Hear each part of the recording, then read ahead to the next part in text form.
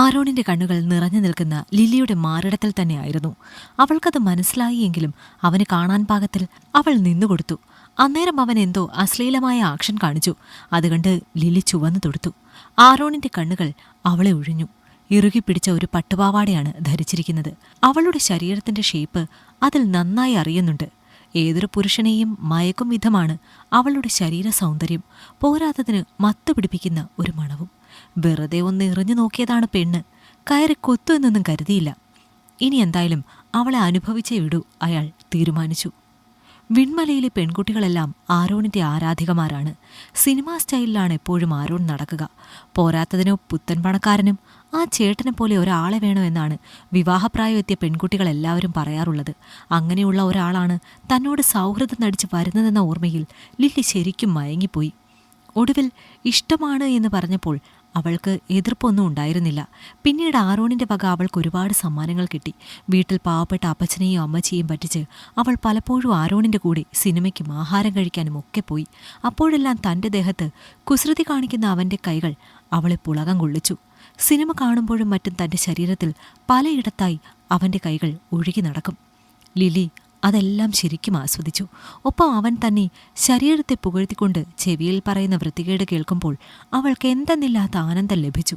അതൊന്നും തെറ്റാണ് എന്ന് അവൾക്കൊരിക്കൽ പോലും തോന്നിയില്ല. ഒരു ദിവസം വൈകുന്നേരം കവലയിലെ ആൽമര ചുവട്ടിൽ ബൈക്ക് നിർത്തി ആരോൺ അവളെ കാത്തു നിൽക്കുകയായിരുന്നു.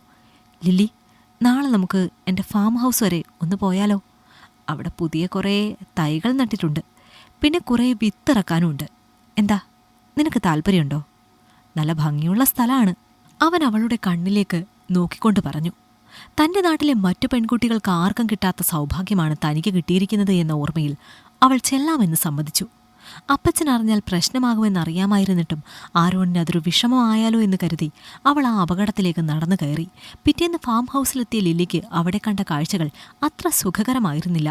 വീടിനു പുറത്ത് ആരോണിന്റെ കൂട്ടുകാരുടെ ബൈക്കുകൾ ഇരിപ്പുണ്ടായിരുന്നു. അകത്തുനിന്ന് അവരുടെ അട്ടഹാസം പുറത്തേക്ക് കേൾക്കുന്നുണ്ടായിരുന്നു. ആരുമില്ലാതെ ആരോണും താനുമായി കുറച്ചു സമയം ചെലവഴിക്കാമെന്ന് കരുതിയാണ് അവൾ വന്നത്. പക്ഷേ ഇതുപോലെ ഇവിടെ കുറേ പേരുണ്ടാകുമെന്ന് അവൾ കരുതിയില്ല. ആരോൺ ചേട്ടാ, ഇവിടെ ആരെങ്കിലും ഉണ്ടോ? അവൾ പരിഭ്രമത്തോടെ ചോദിച്ചു. അതൊക്കെ എൻ്റെ ചങ്ങാതിമാരാണ് ലില്ലി, നീ പേടിക്കണ്ട. അവൻ അവളുടെ തോളിൽ കൈയിട്ട് അകത്തേക്ക് കൊണ്ടുപോയി. അവളെ കൺമുന്നിൽ കണ്ടതും ആരോണിന്റെ കൂട്ടുകാർ കണ്ണുകൾ അവളുടെ ദേഹത്ത് ഒഴുകി വന്നു. അവർ കണ്ണുകൊണ്ട് അവളെ കൊത്തിവലിച്ചു. വല്ലായ്മയോടെ അവൾ ആരോണിനോട് ചേർന്ന് നിന്നു. ആരോൺ അവരുടെ മുന്നിൽ വെച്ച് അവളുടെ ചുണ്ടിലും ചുംബിച്ചു. ഇത്തവണ അവൾക്ക് അത് ആസ്വദിക്കാനായില്ല. പകരം വല്ലാത്തൊരു അസ്വസ്ഥതയാണ് തോന്നിയത്. അവൾ ആരോണിൽ നിന്ന് അകന്നു മാറാൻ ശ്രമിച്ചു. എന്നാൽ അവൻ അവളെ കൂടുതൽ അടുപ്പിച്ചു.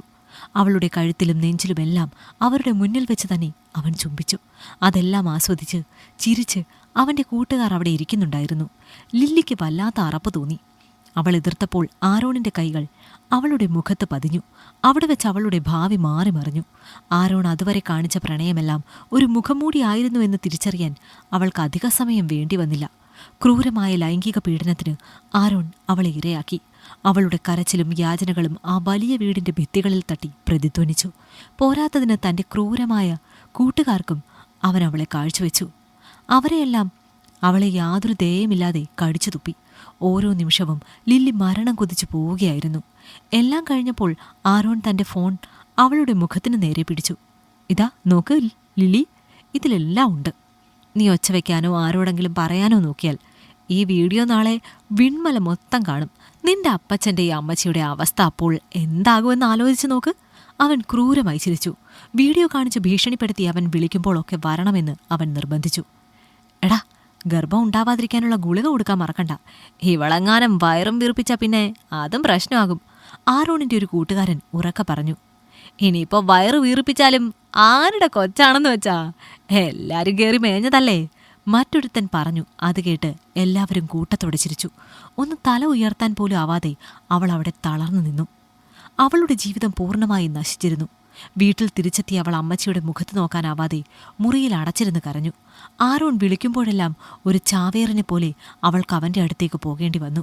ഓരോ യാത്രയും അവളുടെ ആത്മാവിനെ കാർന്നു തിന്നുകൊണ്ടിരുന്നു. ദിവസങ്ങൾ കടന്നുപോയി. ലില്ലിയുടെ ഉള്ളിലെ വേദന പതുക്കെ പകയായി മാറുകയായിരുന്നു. താൻ ഇനിയും ഇങ്ങനെ ജീവിച്ചിട്ട് കാര്യമില്ലെന്നും അവനെ ഇല്ലാതാക്കാതെ തനിക്ക് മോചനമില്ല എന്നും അവൾ തിരിച്ചറിഞ്ഞു. ഒടുവിൽ ഒരു ദിവസം രാത്രി വൈകി ആരോൺ വീണ്ടും വരാൻ പറഞ്ഞു. ഇത്തവണ അവളുടെ കണ്ണുകളിൽ ഭയമായിരുന്നില്ല, മറിച്ച് ഉറച്ച ഒരു തീരുമാനമായിരുന്നു. കയ്യിലൊരു കറുത്ത തുണിയിൽ പൊതിഞ്ഞ മൂർച്ചയുള്ള ഒരു കത്തിയും കരുതി അവൾ ഇറങ്ങി. ഫാം ഹൗസിലെത്തിയപ്പോൾ ആരോൺ മദ്യലഹരിയിലായിരുന്നു. ആഹാ, ലില്ലിക്കുട്ടി എത്തിയോ? ഇങ്ങോട്ട് അടുത്ത് വാ. അവൻ കൈനീട്ടി അവളെ വിളിച്ചു. ലില്ലി പതുക്കെ അവന്റെ അടുത്തേക്ക് നീങ്ങി.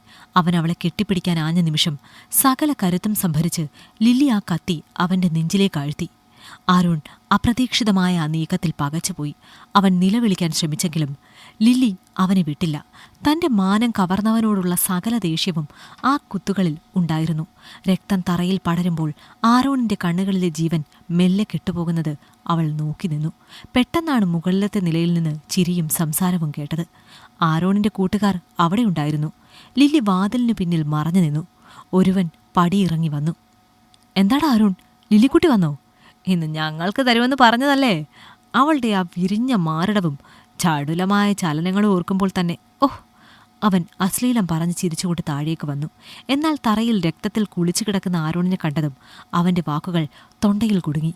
ഇരുട്ടിൽ നിന്ന് ചാടി വീണ ലില്ലി രണ്ടാമത്തവന്റെ കഴുത്തിലും ആഞ്ഞുവെട്ടി. തന്റെ ശരീരം ഭോഗവസ്തുവായി കണ്ട ഓരോരുത്തരോടുമുള്ള അടങ്ങാത്ത പകയായിരുന്നു അവളുടെ കൈകളിൽ.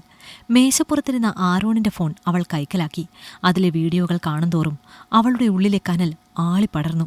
തന്റെ ദയനീയമായ നിലവിളികൾ നിറഞ്ഞ ആ വീഡിയോകൾ അവൾ വിൺമലയിലെ സോഷ്യൽ മീഡിയ ഗ്രൂപ്പുകളിലേക്ക് അപ്ലോഡ് ചെയ്തു. ആരോണിന്റെ യഥാർത്ഥ മുഖം ലോകമറിയട്ടെയെന്ന് അവൾ ഉറപ്പിച്ചു. മുകളിലുള്ളവന്മാർ അപ്പോഴേക്കും വെള്ളം കൊണ്ടുവാടി ലില്ലിക്കുട്ടിയെന്ന് വിളിച്ചു പറഞ്ഞ് അവൾ കയ്യിൽ കരുതിയ വിഷം വെള്ളത്തിലേക്കൊഴിച്ച് അതവന്മാർക്ക് കൊണ്ടുപോയി കൊടുത്തു. നിമിഷങ്ങൾക്കകം എല്ലാം ചത്തുവീണു. ലില്ലിക്കുട്ടി അത് കണ്ട് ഉറക്കെ ചിരിച്ചു. അപ്പോഴേക്കും പോലീസ് ജീപ്പിന്റെ സൈറൻ മുഴക്കം ദൂരെ കേട്ടു തുടങ്ങി. ലില്ലി ഓടി രക്ഷപ്പെടാൻ ശ്രമിച്ചില്ല. വസ്ത്രത്തിലെ കറ തുടയ്ക്കാതെ തന്നെ അവൾ അവിടെ ശാന്തമായിരുന്നു. തന്റെ ജീവിതം തകർത്തവനെ താൻ തന്നെ തീർത്തു എന്ന ബോധം അവൾക്കൊരുതരം വന്യമായ സമാധാനം നൽകി. പോലീസ് അകത്തേക്ക് ഇരച്ചു കയറുമ്പോൾ ലില്ലിയുടെ മുഖത്ത് ഒരു വേട്ടക്കാരിയുടെ വിജയചിരിയുണ്ടായിരുന്നു. ഈ കഥ നിങ്ങൾക്കിഷ്ടമായെങ്കിൽ ലൈക്ക് ചെയ്യൂ.